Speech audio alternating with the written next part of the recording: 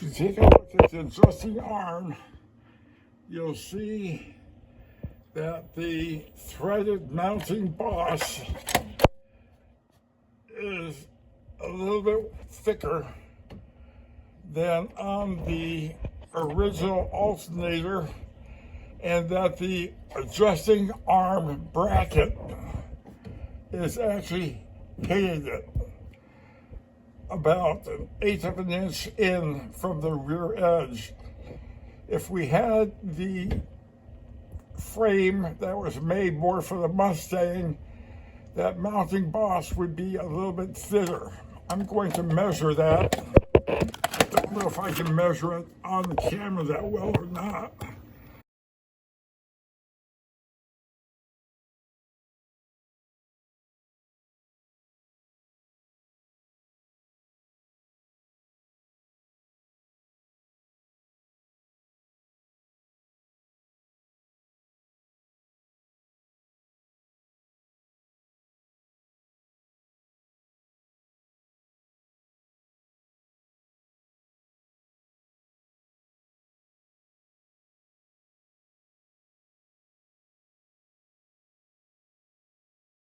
The original alternator mounting boss is 5/8 of an inch thick. The new alternator is 7/8 of an inch thick. That's a 1/4 inch thickness difference that I have to make up for with the mounting arm bracket and the shims I'll be adding. So what I did is I went online and I found a bracket that I think is going to let me extend the adjusting bracket that is on the car originally. So I'm going to see which way I need this to go, either like this or like this. And the reason there's a difference is that these are a little different radius length from the center of the arc and the center of the center points of the arc. And I need to make sure that these things line up both with the old bracket and with the alternator adjusting bolt. And once I have it figured out, I have 2 5/16 bolts I'm going to use to clamp this down on the adjusting arm that came with the car.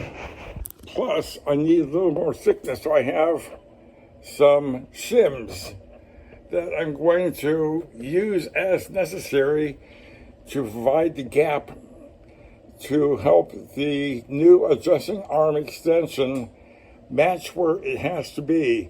Now, unfortunately, I have to do this all off camera, but when I'm done, I'll show you the results. By some miracle, I got both of those bolts in place where I wanted them. And now I'm going to try to move that new blue bracket extension up into place and put in the adjusting bolt that goes between, attaches that bracket to the alternator, the back of it. And again, I have to do it off camera, so I need 2 hands to do that.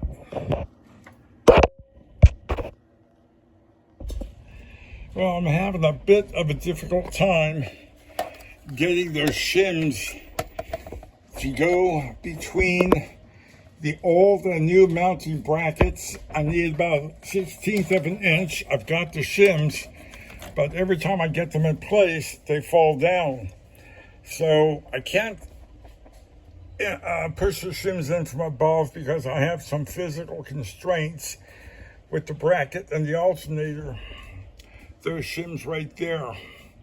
So what I'm going to do is use some ultraviolet resin glue, put a little dab on these things, push them in place, and while they're in place, I'll hit ultraviolet light to the glue, the resin, so it hardens. And that should hold them in place while I get ready to tighten those down enough to keep them in place. But as for the rest of the effort to extend the adjusting arm, it looks like it's going to work out just fine. I've got these two bolts here attaching the blue extension brace to the original mounting bracket. And then up a little higher, see if I can get this around here, I have the mounting bolt for the alternator in the other adjusting slot, which can move up and down very easily. So it looks like my thoughts in getting this done are going to work out just fine. I just prefer to have the shims in place instead of cranking down real tight in those brackets and having things get bent up and look funny. And, I just rather have it done right. So off camera again. And the idea is to get some of that ultraviolet resin on some of the surfaces of the shim, push it up into place, let the interference fit hold it in place long enough for me to get ultraviolet light on that resin to harden it, and then they should no longer drop down when I'm trying to get those mounting bolts tightened up. Just a quick recap. I took some of this UV resin and I put it on both sides of the two shims I wanted to get up in between the two mounting arm brackets. But every time I put them up there before, they'd fall down. I couldn't hold them with my third hand. What third hand? Exactly. So I used the ultraviolet resin, held them in place with one hand or finger, and then hit ultraviolet light. Show you what that looks like.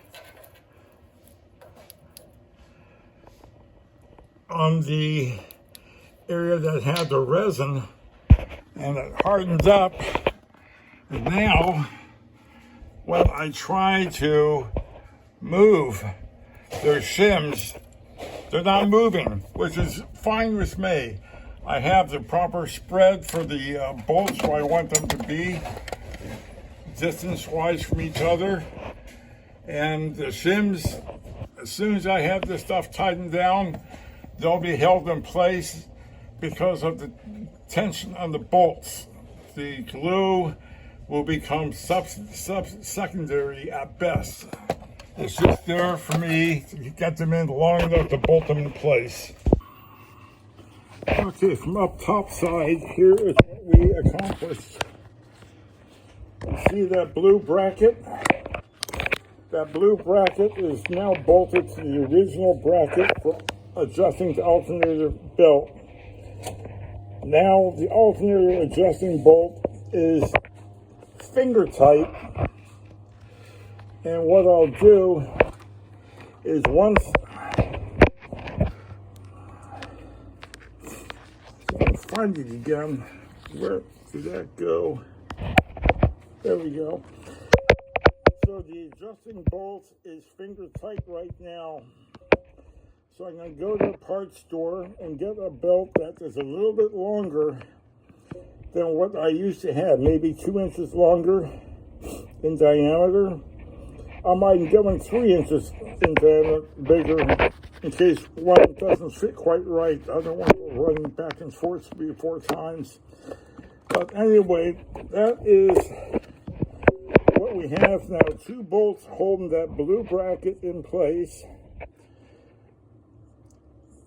attached to the old bracket, and I have some shims between the old bracket and the new bracket because of how thick the mounting boss is on the alternator. And when I have that bolt in place like this, I can move this up and down. Now I do it now, but one hand is holding the light, one hand is holding the camera, so I can't demonstrate that. But a few moments ago I pulled up on that alternator and it swung up perfectly well. It's not hanging up anywhere. It's nice and smooth. So I anticipate I'll be able to get some good tension on the right size belt, and that should hold everything in place. Okay, we're on our way to a local parts store. Maybe O'Reilly's, maybe AutoZone. They're very close to each other. And we'll see who has a fan belt 2 or 3 inches longer in radius or diameter, actually, from the original belt. I'll take a couple of belts with us back to the house, see which one fits the best, and take the other ones back and trade them for the proper size after I make sure I can tighten the alternator correctly. I don't want one so tight that it won't go on. I don't want one so loose that I can't tighten up the alternator properly. And I've got a trick that Linda showed me. She devised for me how to tighten up these engine-mounted accessories where I don't have to use a pry bar.